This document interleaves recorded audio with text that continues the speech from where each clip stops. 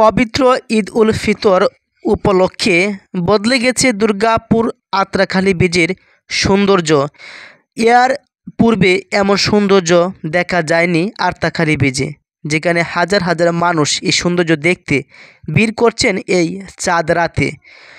একদিকে বাংলাদেশের আকাশে ঈদের চাঁদ, অপরদিকে আত্রাখালী ব্রিজের এই লাল নীল সবুজ লাইটিং সৌন্দর্য মুগ্ধ করছে মানুষকে।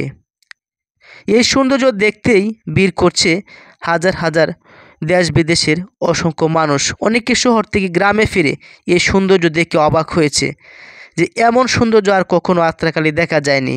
এর পিছনে যে পরিশ্রম রয়েছে তারা হলেন দুর্গাপুর পৌর শহরের আত্রাখালী ব্রিজের সৌন্দর্য বর্ধনে এগিয়ে এসেছে ছাত্র জনতা। শনিবার দিনব্যাপী স্বেচ্ছাশ্রমে ছাত্র জনতা আত্রাখালী ব্রিজের জমে থাকা বালু সরিয়ে পানি দিয়ে পরিষ্কার করে। আজ রবিবার সকালেও তারা অক্লান্ত পরিশ্রম করেছে। দুই পাশে আলোকিত করার জন্য লাইটিংয়ের কাজ করেছে। এ কাজে সার্বিকভাবে সহযোগিতা করেছে উপজেলা প্রশাসন এবং ফায়ার সার্ভিস। ব্রিজের সৌন্দর্য বর্ধনে কাজে আসা ছাত্র জনতারা জানিয়েছে দুর্গাপুর পর্যটনের অপার সম্ভাবনাময় উপজেলা।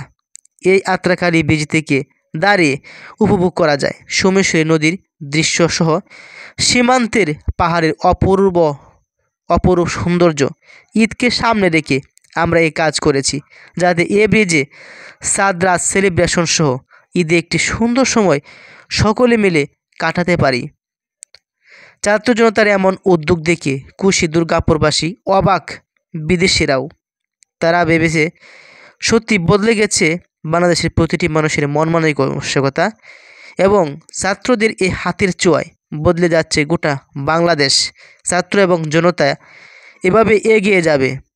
অনেকেই সেখানে ইতিমধ্যে চলে গিয়েছে সেই লাল নীল লাইটিং করা আত্রাখালী ব্রিজের উপর। ঈদ মোবারক জানাও। আয়ান মামা ঈদ মোবারক জানাও। ঠিক ঈদের 7 দিন পর পর্যন্ত এই সৌন্দর্য উপভোগ করতে পারবেন যারা ঘুরতে যাবেন।